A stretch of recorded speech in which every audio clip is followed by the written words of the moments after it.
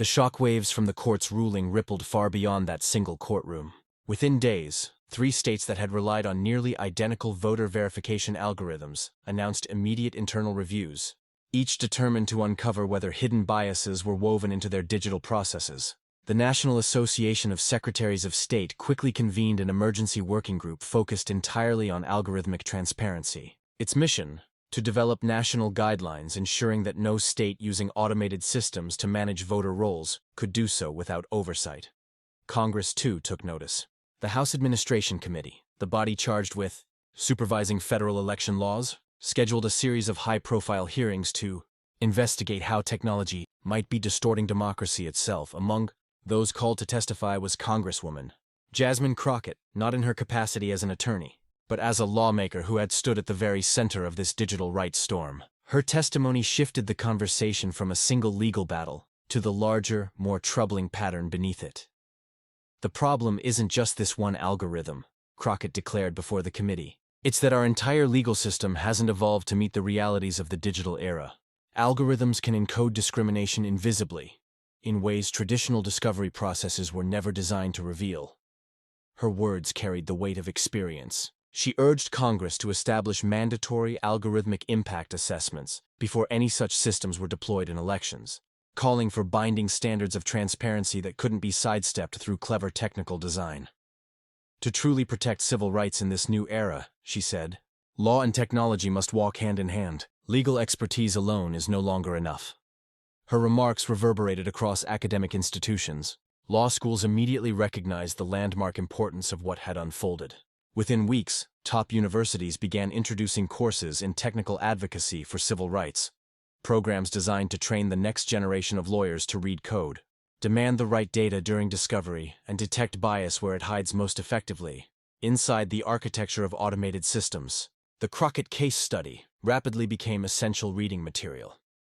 Civil rights organizations, too, evolved in response. They began restructuring their legal teams to include data scientists and machine learning experts from the very beginning of each case. The NAACP Legal Defense Fund even launched an algorithmic justice initiative, dedicated to uncovering and challenging discrimination, masked behind layers of digital code. For Congresswoman Crockett, the victory was more than procedural. It was personal. Months later, in an interview, she reflected on the deeper lesson. Technology now shapes decisions that determine who gets to participate in democracy, who gets access to opportunity, and whose voice counts. If advocates don't understand how these systems function, they risk missing the discrimination built right into the design. Legal literacy must now include technical literacy. She emphasized that understanding the mechanics of these systems didn't just strengthen evidence, it transformed legal strategy itself. Knowing what to request, recognizing what's missing, and anticipating how bias can be hidden behind technical jargon had become indispensable tools for modern civil rights work. Even Judge Howell, the stern and skeptical figure who had once challenged Crockett so sharply, publicly acknowledged the significance of what the case had taught her. At a later judicial conference on technology and the law, she avoided mentioning specifics, yet her message was unmistakable. "This experience reminded me that judges must approach technical evidence with both skepticism and humility," she told her peers. "We cannot assume our instincts are reliable when confronted with complex systems. Above all, the judiciary must ensure that technological sophistication never becomes a shield for injustice." She concluded by urging continuous judicial education and careful attention to expert testimony, particularly in cases touching the very core of constitutional rights. 1 year after that tense and unforgettable hearing, the echoes of its outcome were visible everywhere. The state at the center of the controversy had replaced its voter verification software with a fully transparent system, one that required public algorithmic impact assessments and recurring bias audits. Thousands of citizens who had been wrongfully removed from the rolls were reinstated. The Department of Justice followed suit, introducing nationwide standards mandating full disclosure of algorithmic processes in any voting rights litigation. The loopholes that had once allowed bias to hide behind proprietary code were now permanently closed. Legal commentators summed it up with striking clarity. Some of the most transformative moments in civil rights history don't arise from Supreme Court opinions, but from the courage of advocates who expose injustices that thrive in secrecy. The day Congresswoman Jasmine Crockett presented irrefutable evidence and wiped the knowing smile off Judge Howell's face became one of those defining moments, a turning point that redefined how America confronts discrimination in the digital age. It wasn't merely about a courtroom victory. It was a reimagining of how justice itself adapts to technology. If this story of technical truth overcoming judicial skepticism inspired you, don't forget to like this video, subscribe for more powerful stories of law meeting innovation, and share it with anyone who believes in a fairer, smarter democracy, because the fight for algorithmic justice is far from over. And we'll be here to bring you the stories that shape its future. Inside the packed courtroom that day, anticipation was thick in the air. Every bench overflowed. Civil rights advocates, election officials, and technology specialists leaned forward, listening intently. Law students frantically took notes, aware that they were witnessing something destined to become a landmark in both democracy and jurisprudence. From the outset, Judge Howell's tone had been sharp, even dismissive. Her questioning of Crockett's co-counsel was surgical, cutting through arguments with an impatience that suggested she viewed the motion as little more than speculation. Many believed Crockett's challenge would end there, crushed under the same skepticism that had silenced so many before her. But the moment Congresswoman Crockett stood to speak, the temperature in the room shifted. "Your Honor," she began evenly, her voice calm but firm, "our request isn't based on conjecture. It's supported by clear, technical indicators showing that essential documentation remains missing." Judge Howell's expression hardened. "Congresswoman Crockett, the government has certified that it has produced all relevant materials. On what basis do you claim otherwise?" Rather than retreating into legal language, Crockett did something no one expected. She reframed the entire argument from a technical standpoint. "If I may, Your Honor," she said, "the code we've received references external modules that were not part of the government's disclosure. These missing modules appear to contain the weighting factors that determined which voters were targeted for removal." For the first time, Howell leaned forward. Her background in cybersecurity made her uniquely qualified to appreciate the implications. Still, she challenged Crockett. "Even if such modules exist, Counselor, what proof do you have that they're discriminatory?" "References alone prove nothing." Crockett nodded respectfully. "You're absolutely right, Your Honor. Most systems do rely on external libraries. But this one includes references to a module titled Demographic Relator, and within it, variables labeled Race Check C and Ethnic Indicator. Those aren't random placeholders. They strongly suggest demographic data was part of the calculation." Howell's demeanor changed. Her skepticism gave way to interest. "Those names are peculiar," she admitted. "But naming conventions can be sloppy. They don't establish intent." "Completely agreed," Crockett said smoothly. "Which is why we also analyzed the log data. It shows that over 83% of voters flagged for removal came from majority-minority census blocks, which represent only about 24% of the population. That level of disparity can't be ignored." The judge frowned. "Disparities don't necessarily prove discrimination, Congresswoman. Correlation isn't causation." Crockett met her gaze steadily. "And that, Your Honor, is precisely why we need access to the missing modules, to see what actually drove those results." From the government's table, DOJ attorney Sarah Jenkins rose quickly. "Your Honor, the department has already certified that all relevant documentation has been produced. Counsel's allegations are unfounded and speculative." Howell nodded slightly, appearing to agree. "Ms. Jenkins makes a valid point. Congresswoman, you're effectively asking this court to compel production of files the government insists either don't exist or are irrelevant. What proof do you have that challenges their certification?" The room went still. Crockett took a quiet breath before answering. "Your Honor, we believe the government's certification is, at the very least, incomplete." Her tone was measured, but firm, her words carrying a quiet boldness that drew every eye in the courtroom. To even suggest that Justice Department attorneys had misled a federal court was extraordinary. Howell's eyes narrowed. "That's a serious assertion, Congresswoman. Are you accusing the department of false representation?" "Not at all," Crockett replied calmly. "I'm saying there's a clear discrepancy between what the government claims it has produced and what independent evidence shows exists. That gap deserves this court's attention." Howell's voice sharpened. "And your evidence?" Crockett didn't hesitate. "3 key indicators, Your Honor. First, the unexplained code references we've already discussed. Second, a FOIA response from another federal agency explicitly naming the Demographic Relator module, confirming it exists. And third, and most importantly, internal developer emails discussing the transfer of demographic weighting factors into a separate module for compliance purposes." At that, Howell's eyes widened slightly. You have emails referencing a deliberate separation of demographic data? Why wasn't this presented earlier? Because, Your Honor, Crockett said. We only obtained them yesterday through a public records request. They were not included in the government's discovery production, though they fall squarely within its scope. Before the judge could respond, Sarah Jenkins rose again, her voice tight. Your Honor, and the tension in the room climbed another notch. Your Honor, the government has no knowledge of these so-called emails. Without reviewing them, we can't respond to counsel's description. Judge Howell turned back toward Crockett. Do you have these emails with you, Congresswoman? Yes, Your Honor, Crockett said, reaching toward her briefcase. Then she paused. Before I hand them over, I want to be clear. Our intention isn't to embarrass the Department of Justice. Our only goal is to ensure full discovery of the algorithmic components directly tied to her claims. Howe's patience was wearing thin. Let's see these emails, Counselor.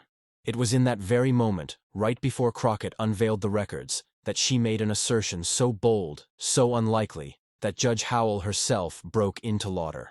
Your Honor, Crockett said steadily, these emails indicate that certain modules were deliberately excluded from discovery in this case, and others like it to block any examination of how demographic factors influenced voter purge decisions. Though that was the moment Judge Howell laughed. A short, sharp chuckle that broke the seriousness of her courtroom and violated typical judicial decorum. With a smirk, she said, Counselor, that sounds like a conspiracy theory. The government doesn't hide evidence. Discovery rules exist for a reason. The laugh was brief, but unforgettable. It was a clear message that the judge viewed Crockett's claim not just as weak, but ridiculous.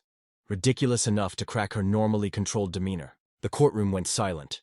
Dozens of eyes turned toward Congresswoman Jasmine Crockett, who stood perfectly still at the podium, her face calm and unwavering in the face of the judge's dismissal. Your Honor, Crockett replied evenly, I'd like to present Exhibit C.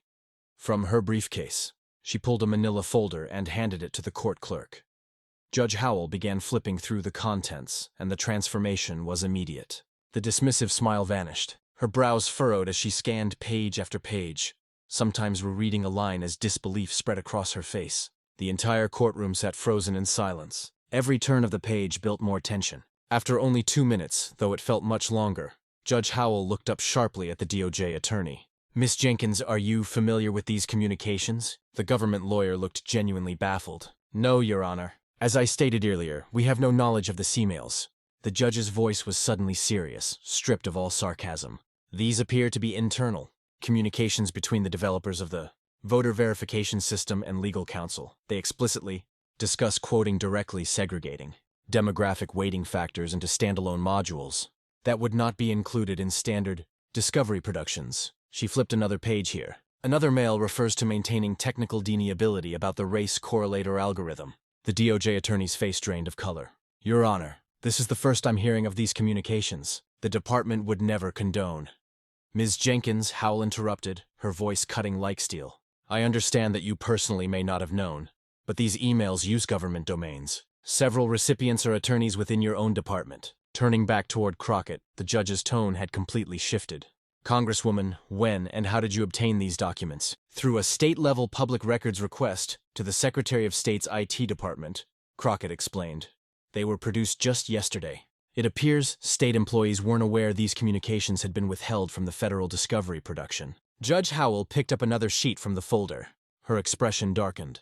This mail refers to creating, and I quote, alternate documentation for litigation purposes, omitting any mention of the demographic correlator. Congresswoman, do you believe this so-called alternate documentation is what was given to you in discovery? Yes, Your Honor, Crockett answered without hesitation. The file checksums in these emails match exactly with the discovery files provided to us, but those checksums differ from the original technical specifications referenced elsewhere in the chain. The judge slowly removed her glasses, a gesture familiar to attorneys who knew it signaled deep concern. Setting the documents down, she said firmly, the court will take a 15-minute recess. Miss Jenkins, you are to contact your supervisors immediately. Congresswoman Crockett, I will need authenticated copies for the record. As Judge Howell rose from the bench, the shift in atmosphere was unmistakable.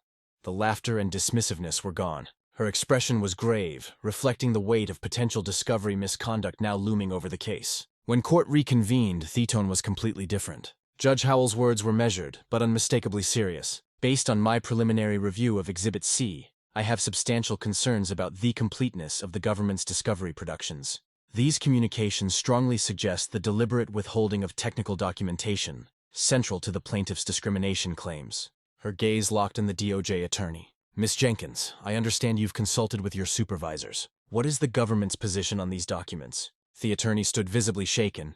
Your Honor, the department takes this matter extremely seriously. We've begun an internal review to determine how such communications could have been omitted. Until that review is complete, we cannot comment on their authenticity or context. That's not enough, counsel, Howell shot back firmly. These records don't suggest oversight. They suggest intentional concealment. Does the government dispute their authenticity? We cannot confirm or deny authenticity at this time, Your Honor. We need to review how I'll cut her off. Her patient's gone. I'm not asking for a full investigation right now. I'm asking whether you have any immediate basis to dispute the authenticity of emails sent to and from government domains, discussing government systems, with government attorneys included in the chain. The attorney hesitated. No immediate basis, Your Honor. But then, the court will proceed on the presumption that these emails are authentic unless proven otherwise, Howell said flatly, turning back to Crockett. Judge Howell leaned forward slightly. Congresswoman, what specific relief are you requesting in light of these disclosures? Remaining calm and solution-focused, Crockett responded with precision. Your Honor, we ask for 3 remedies. First, the immediate production of all modules referenced in these emails, particularly the demographic correlator module. Second, permission to depose the individuals identified in these communications to understand the full algorithm architecture. Third, in light of the clear attempt to withhold critical evidence, we request the court appoint an independent technical expert to review the system for discriminatory features. Judge Howell considered their request carefully, then nodded. Those requests appear reasonable under the circumstances. Turning to the government's attorney, she asked, Ms. Jenkins, do you require time to respond? Yes, Your Honor, Jenkins replied nervously. Given the seriousness of these allegations, we request 14 days to investigate and prepare a response. The judge's expression showed immediate disapproval.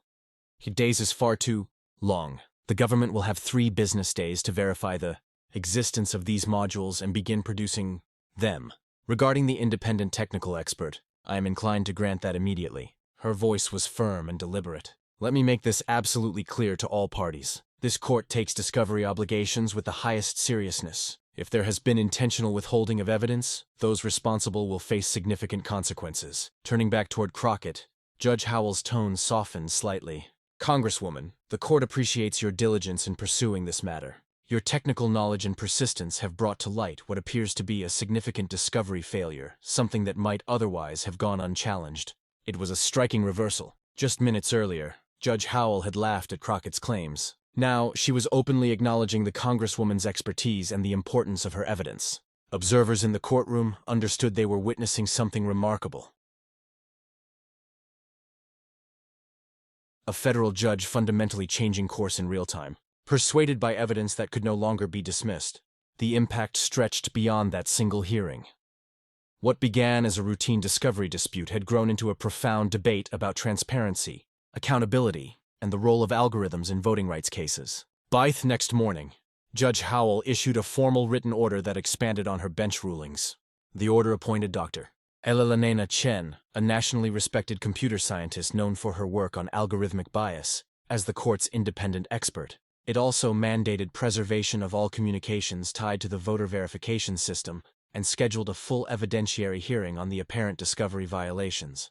Most striking of all, the order contained an unusual acknowledgement. The court notes that but for counsel's technical expertise and diligent investigation, the apparent concealment of algorithmic components may have succeeded, potentially preventing plaintiffs from proving their claims regardless of merit. This recognition sent shockwaves through the legal community. The National Law Journal quickly ran a headline piece titled, "Technical Expertise Meets Legal Advocacy: How Congresswoman Crockett Exposed Algorithmic Concealment Law Schools with Technology Clinics Began Citing the Case as a Model of Why Technical Literacy is Now Essential for Effective Civil Rights Advocacy." Within days, the Department of Justice announced a sweeping internal review to understand how such critical algorithmic documents had been omitted from discovery. The Inspector General launched an investigation across all pending voting rights cases to ensure no similar concealments had occurred. Several DOJ attorneys involved in voting rights litigation were placed under review. The DOJ's Civil Rights Division then issued updated discovery guidance. The memo stated clearly, all components of systems used for voter roll maintenance must be disclosed in discovery. including any modules or code that process or analyze demographic data, regardless of how such components are structured or labeled. Legal technology experts quickly recognize the broader implications. Stanford law professor Jennifer Martinez commented, "This case shows how traditional discovery procedures often fail when algorithms are involved. Technical systems can be designed in ways that hide discriminatory features, making specialized expertise essential for enforcing civil rights laws effectively." 2 weeks later, Dr. Chan submitted her preliminary expert report. While filed under seal, the court released a public summary. Her findings confirmed what Crockett had suspected all along. The so-called demographic and correlated module, embedded in the system, contained weighting factors that disproportionately targeted minority voters for removal. The report revealed the algorithm assigned higher removal scores to individuals with naming patterns common in certain racial and ethnic groups and to voters who had moved between minority neighborhoods. These variables were not labeled explicitly by race, but functioned as proxies that produced racially disparate outcomes. Dr. Chan's findings transformed the entire case. What had started as a discovery dispute now evolved into substantive evidence of discriminatory practices, evidence that could shape the future of voting rights enforcement nationwide. Judge Howell soon issued a preliminary injunction stopping the voter purge program in its tracks. She also ordered their reinstatement of voters who had already been removed through the algorithm. In a written opinion, she directly cited Crockett's technical analysis, noting as correctly identified by plaintiff's counsel. The algorithm structure deliberately separated neutral-appearing functions from hidden modules, containing proxy variables tied to race and ethnicity. This architecture seems designed not only to disguise the system's discriminatory effects, but potentially its discriminatory intent as well.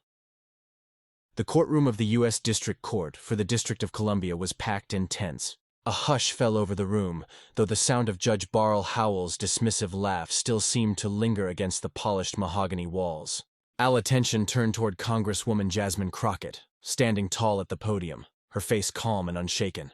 Just moments earlier, Judge Howell, former chief judge of one of the nation's most powerful federal courts, had openly laughed at Crockett's claim that the government was concealing critical evidence in a nationally significant voting rights case. "Counselor," Howell had remarked with a smirk, "that sounds like a conspiracy theory. The government doesn't hide evidence. We have discovery rules for that." The short burst of laughter that followed wasn't just casual. It broke courtroom decorum and sent a loud signal that she considered Crockett's argument not only weak but laughable. For many, that laugh suggested the case was already over. But Crockett didn't flinch. Instead, she calmly reached into her briefcase and pulled out a single manila folder. "Your Honor," she said in a steady voice, "I'd like to submit Exhibit C." What happened next stunned the courtroom. Within minutes, Judge Howell's mocking confidence was gone. She halted the proceedings and announced an immediate recess, visibly shaken by the evidence Crockett had introduced. The moment marked a dramatic turning point, not only in the case, but in Howe's reputation as a judge who prided herself on controlling her courtroom. Before revealing the contents of Crockett's folder, make sure you hit the subscribe button and tap the notification bell. We bring you the most powerful courtroom showdowns, moments the mainstream media ignores, where the stakes are nothing less than democracy itself. The case in front of Judge Howell was no ordinary legal fight. At issue was a controversial voter roll purge that threatened to strip thousands of citizens of their right to vote. Civil rights groups alleged that the purge relied on racially biased algorithms that disproportionately targeted minority voters. State officials flatly denied the claim, insisting the purge was lawful and neutral. Meanwhile, the Department of Justice had stepped in to support the state, arguing there was no proof of intentional discrimination or disparate impact. Judge Beryl Howell carried enormous weight in this proceeding, appointed to the federal bench by President Obama in 2010. She later served as chief judge of the D.C. District Court from 2016 to 2023. Her background was equally impressive, a career that included serving as a federal prosecutor, Senate Judiciary Committee counsel, and private practice litigator specializing in complex cases and digital evidence. Known for her sharp intellect, efficiency, and intolerance for unfounded claims, Howell had long been respected across political lines. Her courtroom reputation was clear. She demanded precision, valued order, and had little patience for arguments she deemed speculative. What do you think about how states maintain voter rolls? Are current voting systems transparent enough to balance election security with fair access to the ballot? Share your thoughts in the comments below. We value your voice in this debate. On the opposite side of the courtroom stood Congresswoman Jasmine Crockett, bringing with her an entirely different kind of authority. Before her election to Congress, representing Texas's 30th District, Crockett built her career as a fierce civil rights attorney. Her specialty was voting rights and election law, and she had successfully challenged multiple voter suppression laws across the country. She was known for her ability to translate complex technical evidence, statistical data, algorithms, and digital systems into clear, compelling courtroom arguments.